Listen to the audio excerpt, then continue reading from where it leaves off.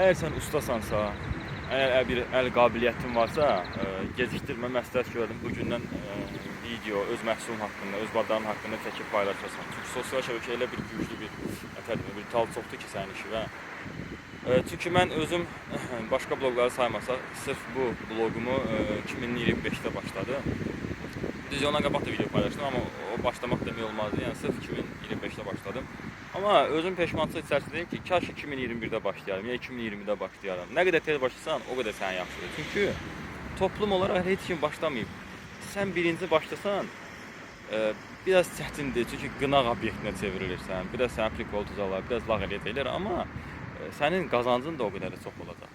Yoxsa hamı başlayandan sonra sən də başlayasan, onda nə deyim, 100 nəfərdən 90-ı başlayanda rəqabət aparmaq da çətindir hamı ilə bərabər.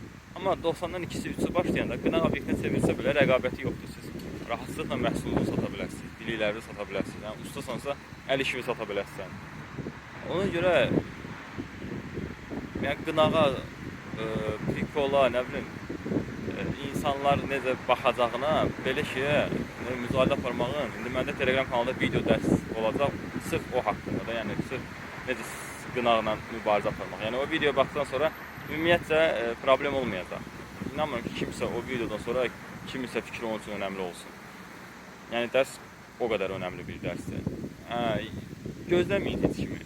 Bu videoya baxdıqsa sona qədər götürün başlayın. Yəni məsləhətim budur. Çünki bu gün başlamasa 2 ildən sonra deyərsiniz ki, kaş o videoya baxandan sonra başlayardım. Yəni bunu əminliklə deyə bilərəm sizə. Başlayın, gecikdirməyin. Esselamu Aleyküm.